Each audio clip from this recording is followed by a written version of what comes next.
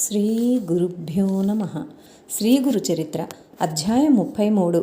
శ్రీ గణేశాయ నమ. శ్రీ సరస్వత్యై నమ. శ్రీ గురుభ్యో నమ. ప్రస్తావన 33, 34, 35 అధ్యాయాలు వివరించే అంశాలివి. శ్రీగురుడు మఠంలో ఉంటూనే అరణ్యంలో ఒక సాధువు రూపంలో సావిత్రికి దర్శనమిస్తాడు. ఇలా ఒకే సమయంలో వేరు రూపాలతో భక్తులను అనేక ప్రదేశాలలో అనుగ్రహించిన లీల సాయిబాబా చరిత్రలో చూడవచ్చు. ఇది దత్తస్వామి యొక్క ప్రత్యేకత. అందుకే ఆయన కాశీలో స్నానజపాలు, మాహురాపురంలో నిద్ర, కొల్హాపురంలో భిక్ష ప్రతిదినమూ చేస్తాడని సిరిడి ఆరతులు స్తుతిస్తాయి. ఒక వేశ్య, ఆమె వద్దనున్న ఒక కోడి, ఒక కోతి కూడా రుద్రాక్ష మహిమ వలన, ఒక రాజకుమార్తె సోమవార వ్రతం వలన శుభం పొందినట్లు శ్రీగురుడు చెబుతాడు. వీరి ధర్మనిష్ట వీరి సాఫల్యతకు మూల కారణం. ధర్మనిష్టకు భగవంతునిపై విశ్వాసమే మూలం. భగవంతునిపై అనన్యమైన ప్రేమ ఉంటే ఆయన శాసనమైన ధర్మం మీద ప్రీతి ఎందుకుండదు? ధర్మం లేకుండా రుద్రాక్ష వ్రతము, వేదాధ్యయనము వ్యర్థమని, మిథ్యాచారమని శ్రీగురుని సూచన. ప్రారబ్ధవశాన బాహ్యదృష్టికి వేసేయైనా ధర్మనిరతి గల ఆంతరంగము, భక్తి ఆమెకు ఉత్తమ గతిని ప్రసాదించాయి. సద్గురు సమాగమం చేత విభూతి, రుద్రాక్ష కూడా అతీత ఫలమిస్తాయని సద్గురు సమాగమం రాక్షసులకు సైతం పరివర్తన కలిగించి ఉద్భవించగలదనడానికి రాజు పరాశర మహర్షిని, బ్రహ్మరాక్షసుడు వామదేవ మహర్షిని ఆశ్రయించిన కథలు తెలుపుతాయి. సద్గురుని ఆశ్రయించని బాహ్యాచార పాటవం అహంకారానికి, అజ్ఞానానికి చిహ్నం. కారణం, ధర్మాన్ని, సదాచారాన్ని నిశితంగా సూక్ష్మంగా విప్పి చెప్పగలవారు వాటిలో పరిపూర్ణత నందిన వారే గదా. రుద్రాక్ష, భస్మము దేహం పైన ధరించడం అంటే వాటి చేత సంకేతించబడిన పరమాత్మతత్వాన్ని హృదయంలో శ్రద్ధగా నిలుపుకోవడం అన్నమాట. అందుకు అవసరమైన సాధనాన్ని అన్వేషించుకుంటూ ముముక్షువు తప్పక సద్గురువుని ఆశ్రయించి కర్తవ్యాన్ని తెలుసుకొని ఆచరిస్తాడు. అటువంటి శ్రద్ధాభక్తులు కలవాడు సద్గురు కృపను పొంది తీరుతాడు.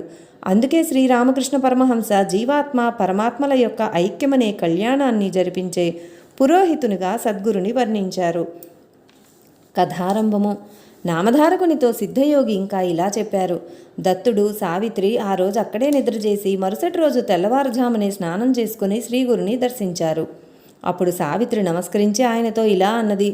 స్వామి, నిన్న నేను శోకిస్తున్నప్పుడు ఒక యోగీశ్వరుడు వచ్చి నాకు ధర్మం ఉపదేశించి రుద్రాక్షలు, విభూతి ప్రసాదించారు. ఆయనెవరు? ఆయన చెప్పినట్లు చేయబట్టే మాకింతటి మహద్భాగ్యం కలిగింది. మరలా వారి దర్శనం మాకెక్కడ లభిస్తుంది అన్నది. శ్రీగురుడు చిరునవ్వులు చిందిస్తూ, అమ్మాయి, నీ పతిభక్తిని చూడదలిచి మేమే మారు రూపంలో నీ వద్దకు వచ్చాము. మీకు రుద్రాక్ష మహిమను తెలియజేయడానికి అవి ప్రసాదించాము. వాటి మహత్యం వల్లనే నీకిట్టి అభయం లభించింది. మీరు మాకు ఆప్తులు గనుక వాటి మహత్యం వివరిస్తాము. ఎటువంటి వారికైనా రుద్రాక్షలు ధరిస్తే పాపాలుండవు, ఎంతో పుణ్యం లభిస్తుందని శృతి, స్మృతి, పురాణాలు చెబుతున్నాయి. 1000 రుద్రాక్షలు ధరించిన వాడు సాక్షాత్తు రుద్రుడే. అన్ని దొరకనప్పుడు బాహువులకు 16 శిఖలో 1, చేతులకు 24 మెడలో 32, శిరస్సును 42, చెవులకు 12 కన్నులకు ఒక్కొక్కటి, వక్షస్థలంలో 108 ధరించినవాడు సాక్షాత్తు కుమారస్వామితో సమానుడు. వాటికి పగడాలు, స్ఫటికాలు చేర్చి బంగారంతో చుట్టి ధరించిన వారికి రుద్రలోకం ప్రాప్తిస్తుంది. రుద్రాక్షమాలతో జపం చేస్తే అనంత ఫలం వస్తుంది. భస్మము, రుద్రాక్ష ధరించని వాని జన్మయే వ్యర్థం. అది ధరించి స్నానం చేస్తే గంగా స్నాన ఫలం ఉంటుంది.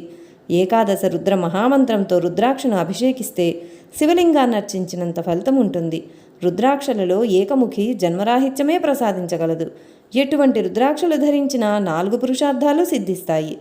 పూర్వం కాశ్మీర దేశంలో భద్రసేనుడనే రాజుకు తారకుడనే కొడుకు, మంత్రి సుధర్ముడికి సద్గుణుడనే కొడుకు ఉండేవారు.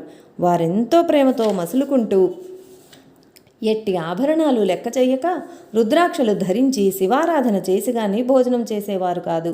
ఒకనాడు పరాశర మహర్షి రాగా భద్రసేనుడు ఆయన్ను పూజించి ఆ బిడ్డలిద్దరి విచిత్ర వైఖరికి కారణమేమో చెప్పమని ప్రార్థించాడు. ఆ ముని, రాజా, వెనుక నందిగ్రామంలో మహాసౌందర్యవతి శ్రీమంతురాలు అయిన మహానంద అనే వేశ్య ఉండేది. ఆమె గుణవంతురాలు, స్వేచ్ఛాచారిణిగా జీవించక పెద్దల వలన సకల ధర్మాలు తెలుసుకుని దాన ధర్మాలు చేస్తూ జీవిస్తుండేది. ఆమె నిత్యము అలంకరించుకొని తన ఇంటనున్న మంటపంలో నృత్యం చేసేది.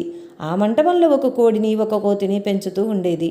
వాటిని ఆమె వినోదం కోసం రుద్రాక్షలతో అలంకరించేది. ఒకనాడు మహాధనికుడు, శివవ్రత దీక్షితుడు అయిన ఒక వైశ్యుడు ఆమె ఇంటికి వచ్చాడు. అతని వంటి మీద విభూతి, చేతులకు రత్న కంకణాలు, అతని చేతిలో సూర్యునిలా వెలిగిపోతున్న రత్నలింగము ఉన్నాయి. దానిని చూచి ఆ వేశ్య ఆశపడి తన సఖి చేత కబురు పంపింది. అతడు ఆ మంటపంలో కూర్చుని మహా సౌందర్యవతి అయిన ఆ వేశ్య తనను సంతోషపెట్టగలిగితే ఆ లింగం ఇస్తానన్నాడు. ఆ వేశ్య అందుకు సంతోషించి 3 రోజులు పతివ్రతా ధర్మమును అనుసరించి అతనిని సేవించగలనని తన సఖి చేత చెప్పించింది. ఆ వైశ్యుడు ఆ మాట విని నవ్వి, కులస్త్రీకి వలె వేశ్యకు అదెలా సాధ్యం అని విమర్శించాడు. అప్పుడు ఆ వేశ్య, నా విషయంలో మీకెట్టి సందేహమూ అక్కర్లేదు. నేను త్రికరణ శుద్ధిగా ఆ 3 రోజులు పాతివ్రత్యం అవలంబించగలను అని చెప్పి ఆ లింగంపై చేయి వేసి సూర్యచంద్రుల సాక్షిగా ప్రమాణం చేసింది. ఆ వైశ్యుడు ఆ శివలింగం ఆమె చేతికిచ్చి, ప్రేయసి, ఇది నాకు ప్రాణంతో సమానం. దీనికేమైనా అయితే నేను ఉరిపోసుకుంటాను అన్నాడు. ఆమె దానిని ఎంతో శ్రద్ధతో పూజించింది.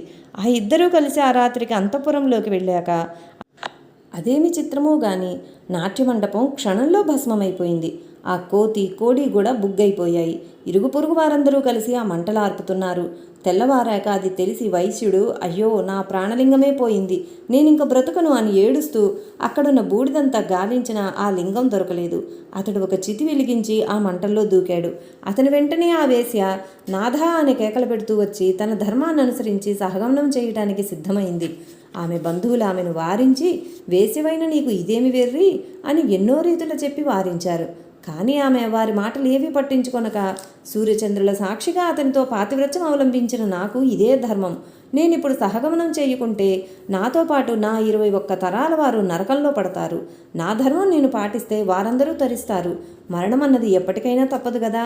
ఇలా హీనంగా బ్రతికే కంటే నా ధర్మం ఆచరించి తరించడం ఎంతో శ్రేష్టం అని చెప్పి అగ్నిలోకి దూకబోయింది. వెంటనే శివుడు సాక్షాత్కరించి, సుందరి, నీ ధర్మగుణాన్ని పరీక్షించదలిచి నేనే ఆ వైశ్యుని రూపంలో వచ్చాను. నీకిచ్చింది నా ఆత్మలింగమే. ఈ మంటపానికి నేనే నిప్పు పెట్టి నీ పాతివ్రత్య గుణాన్ని పరీక్షించాను. నీ ఇష్టం వచ్చిన వరం కోరుకో అన్నాడు. ఆమె ఆశ్చర్యపడి భక్తితో నమస్కరించి, స్వామి, నాకీ ముల్లోకాలలో ఎట్టి భోగము అక్కర్లేదు. నాకీ సంసార బంధం తొలగించి శాశ్వతమైన శివ సాయుధ్యం ప్రసాదించు అని ప్రార్థించింది. శివుడు సంతోషించి ఆమెను వెంటనే కైలాసానికి తీసుకుపోయాడు. ఆనాడు నాట్యమండపంలో అగ్నిలో పడి మరణించిన ఆ కోతి ఈ బిడ్డలుగా జన్మించారు. పూర్వజన్మ సంస్కారం వలన శివభక్తులై భస్మము, రుద్రాక్షలు ఇంత ప్రీతితో ధరిస్తున్నారు. వీరి పుణ్యం చెప్పనలవిగానిది. కనుక ఓ సాధ్వి, రుద్రాక్ష ఇంత మహిమగలది అని శ్రీగురుడు చెప్పారు. శ్రీ దత్తాయ గురవే నమః. శ్రీ శ్రీపాద శ్రీవల్లభాయ నమః. శ్రీ నృసింహ సరస్వత్యై నమః. జై గురుదేవ దత్తకు జై. శ్రీ గురు చరిత్ర అధ్యాయం 34. శ్రీ గణేశాయ నమః. శ్రీ సరస్వత్యై నమః. శ్రీ గురుభ్యో నమః. సిద్ధయోగి అటుపై శ్రీగురుడు చెప్పిన కథ ఇలా కొనసాగించారు. ఆ రాజు పరాశర మహర్షికి నమస్కరించి, స్వామి, ఈ బిడ్డలు పూర్వజన్మలు రుద్రాక్ష మహిమ తెలియకుండానే వాటిని ధరించిన ఇలా రాజపుత్రులుగా జన్మించారు కదా. ఇప్పుడు వాటిని ఇంత శ్రద్ధాభక్తులతో ధరిస్తున్నందుకు ఫలితం ఎలా ఉండబోతుంది అని అడిగాడు. పరాశర మహర్షి కొంచెం ఆలోచించి నిట్టూర్చి, రాజా, వీరి భవిష్యత్తు గురించి చెబితే నీకు దుఃఖం కలుగుతుంది కనుక అది చెప్పడానికి నా మనస్సు అంగీకరించడం లేదు అన్నాడు. రాజు ఆందోళనతో అదేమిటో తెలుపమని మరీ కోరగా ఆ మహర్షి, నాయనా, ఇప్పటి నుండి 8వ రోజున వారు మరణించవలసి ఉన్నది అన్నాడు. అది విని రాజు, అతని పరివారము ఎంతో దుఃఖించి దానికి నివారణోపాయం తెలుపమని కోరారు. ఆ మహర్షి ఇలా చెప్పారు, భయం లేదు. శ్రీమన్నారాయణుడు బ్రహ్మను సృష్టించి అతనికి ప్రసాదించిన వేదం యొక్క సారమే రుద్రమంత్రం. అది 4 పురుషార్థాలు ప్రసాదించగలదు. సృష్టికర్త తన వక్షస్థలం నుండి ధర్మాన్ని, పృష్ఠభాగం నుండి అధర్మాన్ని సృష్టించాడు. ధర్మాన్ని అనుసరించిన వారికి ఇహపరాలలో సుఖము, అధర్మం అనుసరించిన వారికి దుఃఖము కలుగుతాయి. కామము మొదలైన వికారాలు అధర్మం నుండి పుట్టినవే. వాటిని అనుసరించి మరెన్నో పాపాలున్నాయి. కానీ ఏ గ్రామంలో రుద్రజపం జరుగుతుందో అక్కడ ఈ పాపాలు ప్రవేశించలేవు. అది సర్వపాపహరం. పూర్వం రుద్రమంత్ర జపం యొక్క ప్రభావం వలన పాపులు కూడా పరిశుద్ధులవ్వడం వలన యముడు బాధపడి బ్రహ్మకు విన్నవించుకున్నాడు. అప్పుడు బ్రహ్మ, యమధర్మరాజా, మదాంధులు, తామసులు భక్తి లేని వారిని మాత్రమే నీవు దండించాలి. భక్తితో రుద్రమంత్రం జపించే వారి దగ్గరకు నీ దూతలు వెళ్ళనే కూడదు.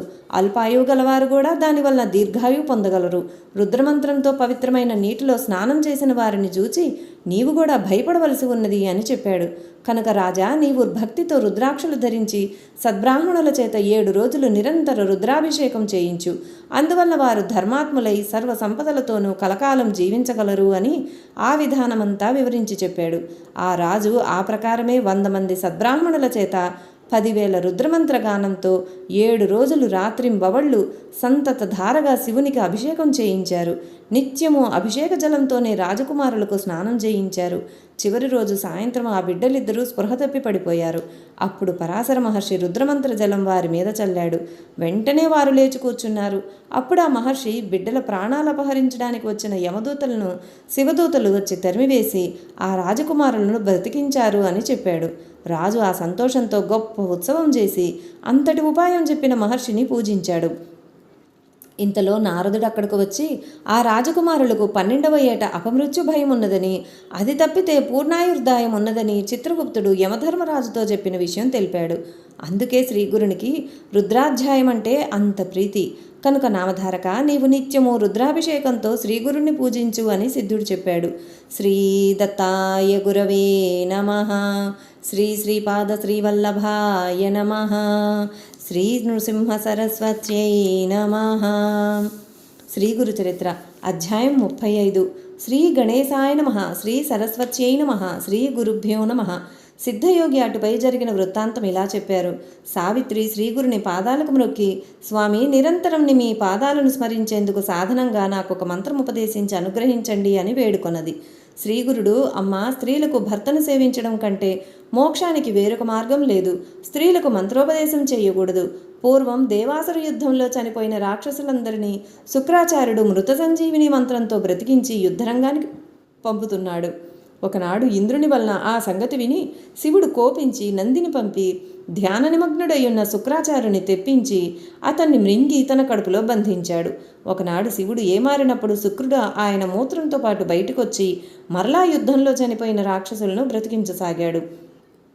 ఏ మంత్రమైనా స్త్రీకి ఉపదేశమిస్తే నిర్వీర్యమవుతుందని, అందులో మృత సంజీవని మంత్రం 3వ వాడికి ఉపదేశించగానే మృతమైపోతుందన్న విషయం స్మరించి శివుడు బృహస్పతిని పిలిచి అతనికి ఒక ఉపాయం చెప్పాడు. బృహస్పతి తన కుమారుడైన కచుని అందుకు నియమించాడు. కచుడు వెళ్ళి శుక్రాచార్యునికి సాష్టాంగ నమస్కారం చేసి, అయ్యా, నేనొక విప్రకుమారుడను. అపారమైన మీ యశస్సు విని విద్యార్థినై మీ వద్దకు వచ్చాను. నన్ను స్వీకరించండి అన్నాడు. శుక్రుని కుమార్తె దేవయాని అతన్ని చూచి మోహించి తన తండ్రిని అందుకు ఒప్పించింది. కానీ రాక్షసులు కొద్ది కాలానికి కచుడు శత్రుపక్షం వాడని తెలుసుకున్నారు గాని శుక్రాచార్యునికి చెప్ప సాహసించలేదు. ఒకనాడు కచుడు సమిధలు తేవడానికి అడవికి వెళ్ళినప్పుడు రాక్షసులు అతన్ని రహస్యంగా అక్కడే చంపేశారు. దేవయాని మొరపెట్టుకొనగా శుక్రుడు తన దివ్యదృష్టితో తెలుసుకుని మృత సంజీవని మంత్రంతో అతన్ని తిరిగి బ్రతికించాడు. రాక్షసులు మరొక్కసారి అతన్ని చంపి దహనం చేసి ఆ బూడిద నలుదిక్కులకు విరజిమ్మేశారు. కానీ శుక్రుడు మరలా అతన్ని బ్రతికించాడు. రాక్షసులు అతన్ని మళ్లీ చంపి భస్మం చేసి నీటిలో కలిపి శుక్రుని చేత త్రాగించారు. ఈసారి దేవయాని మొరపెట్టుకున్నప్పుడు శుక్రాచార్యుడు తన యోగదృష్టితో జరిగింది తెలుసుకొని ఆమెతో అన్నాడు, అమ్మా, ఈ రాక్షసులు అతన్ని నా కడుపులోకి పంపేశారు. ఇప్పుడు కచుడిని బ్రతికిస్తే నేనే చనిపోవలసి వస్తుంది. అప్పుడు ఆమె, తండ్రి, నేను అతన్ని వివాహమాడాలని ఎంతో ఆశలు పెంచుకున్నాను. అతడు లేక నేను బ్రతుకులేను అన్నది. ఆ రాక్షస గురువు, ఈ మంత్రం నాకొక్కడికే తెలుసు, ఇతరులకు చెప్పకూడదు అన్నాడు. ఆమె, తండ్రి, నీ కుమార్తెనైన నాకు ఆ మంత్రం ఉపదేశించు. కచుడు బ్రతికి బయటకు రాగానే మరలా నిన్ను కూడా బ్రతికిస్తాను అన్నది. అమ్మా, స్త్రీలకు మంత్రజపం తగదు. వారికి భర్త సేవయే విధించబడింది. స్త్రీకి ఉపదేశించిన మంత్రం శక్తిహీనమవుతుంది అన్నాడు శుక్రుడు. దేవయాని అలిగి, అలా అయితే మీరు మీ మంత్రంతో సుఖంగా ఉండండి. కచుడిని విడిచి జీవించలేని నేనే మరణిస్తానని చెప్పి మూర్ఛపోయింది. వేరు దారి లేక ఆమెపై వాత్సల్యంతో శుక్రాచార్యుడు ఆమెను మేల్కొల్పి మంత్రం ఉపదేశించి తర్వాత ఆ మంత్రంతో కచుడిని బ్రతికించాడు. అప్పుడు కచుడు శుక్రుని కడుపు చీల్చుకొని బయటకు రాగానే దేవయాని 3 సార్లు ఆ మంత్రం ఉచ్చరించి తన తండ్రిని బ్రతికిస్తున్నప్పుడు కచుడు కూడా ఆ మంత్రం విన్నాడు. స్త్రీకి ఉపదేశించడం వలన మూడవ వాడుగా కచుడు వినిన కారణంగానూ ఆ మంత్రం నష్టమైంది. అలా నిర్ధారణ చేసుకుని కచుడు శుక్రాచార్యుడికి నమస్కరించి, అయ్యా, మీ కృప వలన విద్యలన్నీ నేర్చుకున్నాను. నా అభీష్టం నెరవేరింది. ఇక్కడుంటే నన్ను ఈ రాక్షసులు బ్రతుకనివ్వరు, కనుక నాకు సెలవిప్పించండి అన్నాడు. అది విని దేవయాని ఏడుస్తూ, నా తండ్రి నిన్ను శిష్యునిగా అంగీకరించేలా చేశాను. 3 సార్లు నీకు ప్రాణం ఇప్పించాను, కనుక నన్ను వివాహమాడి నా అభీష్టం నెరవేర్చు అని పట్టుబట్టింది. కచుడు, నీవు గురుపుత్రివి గనక నాకు సోదరివి, ప్రాణదానం చేశావు గనక తల్లివి, నిన్ను వివాహమాడదలచడం మహాపాపం, కనుక నన్ను వెళ్ళనివ్వు అని ప్రార్థించాడు. కానీ ఆమె కామవశయ్యై, కృతజ్ఞుడా, నా సహాయంతో నీవు నేర్చిన విద్యలన్నీ మర్చిపోదువుగాక అని శపించింది. కచుడు ఆమెను అసహ్యించుకొని తనను అనవసరంగా శపించినందుకు ప్రతిశాపం ఇచ్చి వెళ్ళిపోయాడు. నాటి నుండి యుద్ధంలో దేవతల చేత చంపబడిన రాక్షసులు తిరిగి బ్రతకలేదు. ఇది తెలిసిన వారెవరూ స్త్రీకి మంత్రోపదేశం చెయ్యరు. కనుక సావిత్రి, నీకేదైనా వ్రతం చెబుతాను, చేసుకో అన్నారు. సావిత్రి స్వామికి నమస్కరించి, స్వామి, మీ పాదసేవకు మించిన వ్రతమేమున్నది? అయినప్పటికీ మీ ఆదేశమే నాకు వేదవాక్కు. మీకు నచ్చిన వ్రతం సెలవీయండి అన్నది. శ్రీగురుడు ఇలా చెప్పారు. అందరూ ఆచరించుకోవడానికి అనువైనది ఉత్తమమైన సోమవార వ్రతం. దానిని వెనుక సూత మహర్షి సౌనకాది మునులకు ఉపదేశించాడు. సోమవారం నాడు రాత్రి మాత్రమే భోజనం చేస్తూ ఇంద్రియ నిగ్రహంతో ఉండాలి. ఈ వ్రతమహిమ తెలిపే ఐతిహ్యం ఒకటి చెబుతాను. ఆర్యావర్తంలో చిత్రవర్మ అనే రాజు తన ప్రజలను ఎంతో ధర్మంగా పరిపాలిస్తుండేవాడు. అతడు సంతానం కోసం శివుని పూజించగా ఆయన వరం వల్ల ఒక కుమార్తె జన్మించింది. ఆమెకు సీమంతిని అని పేరు పెట్టుకున్నారు. దైవజ్ఞులు ఆమె జాతకం చూచి ఆమె చిరకాలం సుమంగళిగా సుఖంగా జీవించగలదని చెప్పారు. కానీ కొంతకాలానికి ఒక జ్యోతిష్కుడు ఆమె చేయి చూచి 14వ ఏట ఆమె భర్త మరణిస్తాడని చెప్పాడు. ఆమె వివాహం ప్రసక్తి వచ్చినప్పుడల్లా తల్లిదండ్రులు పడుతున్న మనోవేదన గుర్తించి సీమంతిని ఒకనాడు యాజ్ఞవల్క్య మహర్షి భార్య మహాపతివ్రత అయిన మైత్రేయిని దర్శించి నమస్కరించి తన దురదృష్టానికి నివారణ తెలపమని ప్రార్థించింది. అప్పుడు మైత్రేయి, అమ్మాయి, ప్రతి సోమవారము భక్తితో శివపార్వతులను పూజించు. అభిషేకం వలన పాపం నశిస్తుంది. పీఠాన్ని అర్పించినందువలన సామ్రాజ్యము, గంధ పుష్పాక్షతలు సమర్పించినందువల్ల సౌభాగ్యము, ధూపం అర్పించడం వలన సౌగంధ్యము, దీపదానం వలన కాంతిమత్వము, నైవేద్యం వలన సకల భోగాలు, తాంబూల సమర్పణ వలన 4 పురుషార్థాలు చేకూరుతాయి.